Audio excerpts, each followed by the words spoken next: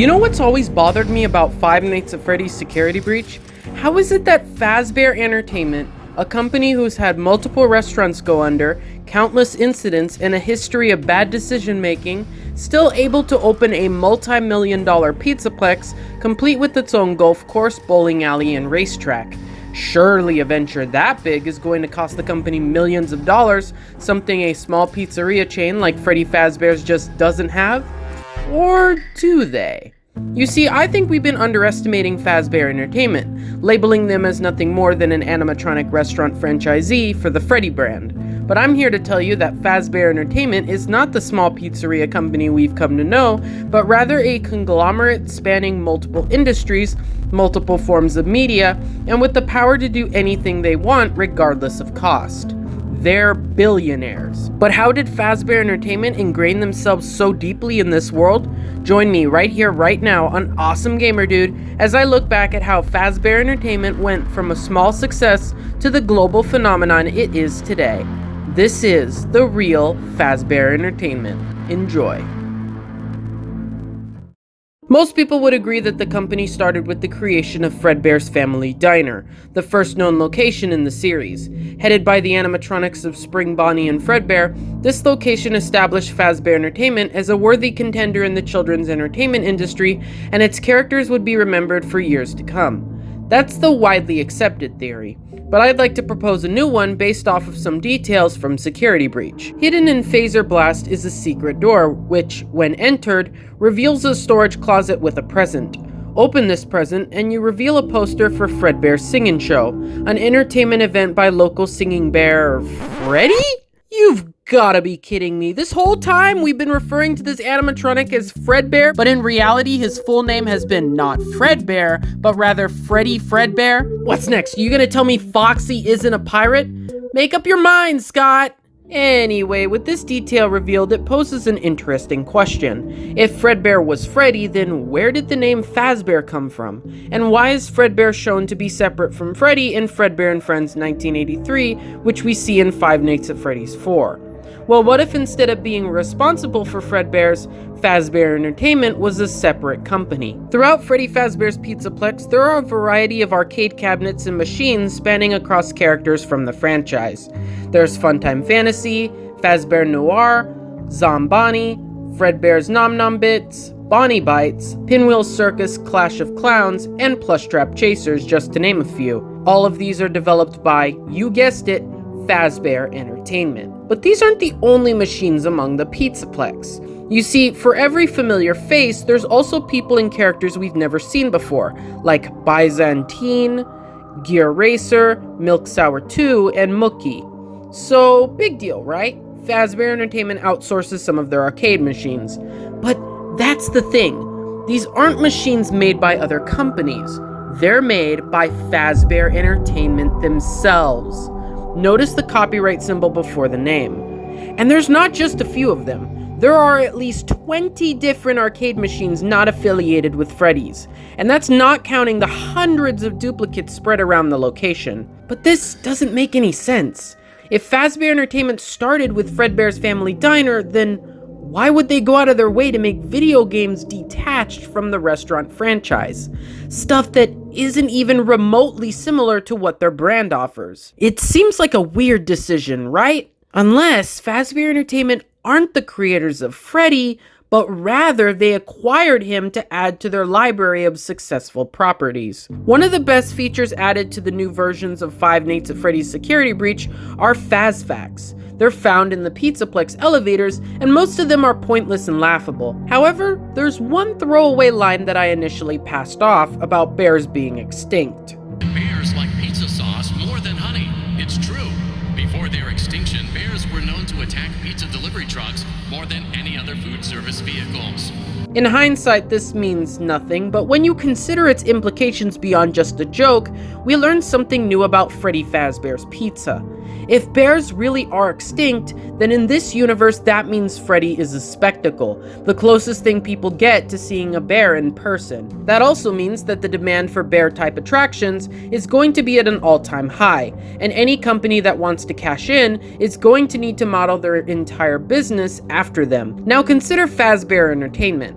Although a Fazbear doesn't exist, Faz is often used to describe something cool or stylish. So when you have a company name like Fazbear in a bearless society, obviously people are going to be drawn to what they have to offer. Now suddenly a company having the name Fazbear and not being connected to Fredbear's Family Diner seems plausible, and we can suggest that the two aren't connected. So if Fazbear Entertainment didn't create Freddy, then how did they come across him? Well, consider this. Fredbear's Singin' Show was the first of its kind, a revolutionary attraction that brings bears back from the dead to do things people never thought they could. It's guaranteed to be a success, but it's one that's limited by its budget and the fact that it's a local show. However, if you were to partner with, say, an entertainment company with already successful properties, willing to lend the money and/or resources in exchange for a cut of the profits, you could reach a larger audience and make a name for yourself through other media. Maybe television, perhaps? Or how about merchandise? Heck, you could even start your own restaurant chain based off the property. See where I'm going with this? I believe that's why, after all the controversy, after all the establishments burning down, the Freddy brand is still standing. Because Freddy is not just a pizzeria mascot, he's a world-famous icon, and so are his friends with TV shows, games, and merchandise thanks to Fazbear Entertainment. It's for this reason that in the present day, the company is able to open a multi-million-dollar pizzaplex based around Freddy, because they know that it will be successful and they have the funds from his former earnings to make it happen. Not to mention they have years worth of material to work with, like Freddy in Space and Foxy's Pirate Adventure, one of which they've already made into an attraction. So they're rich. But I promised you billionaires, and they're not going to get that kind of money when they're sharing it in a partnership. Well, what if I told you that they bought Freddy's assets back in the 80s, hence why Freddy is known as Freddy Fazbear instead of Freddy Fredbear? Not only that, but their presence isn't just limited to the entertainment industry, and they actually own a whole slew of other products, enough to really stuff their pockets. Let's start with the name change. If we are to believe that Fazbear Entertainment bought Freddy Fazbear and its associated characters, then there needs to be a reason for them to go on sale, and I can think of two: The Bite of 87 and The Murder of Henry's Daughter Charlie by William Afton. Henry, for those unfamiliar, is the founder of Fredbear's Family Diner and business partner of William Afton, the main villain of the series and owner of Afton Robotics. Long story short, they started everything, and therefore they would be the stakeholders in all Freddy intellectual property. Given that both events could have taken a mental and financial toll, I believe that this is where Fazbear Entertainment took the reins, offering a large sum of money so that William could continue his robotics in secret, and Henry could go off the radar to deal with his grief.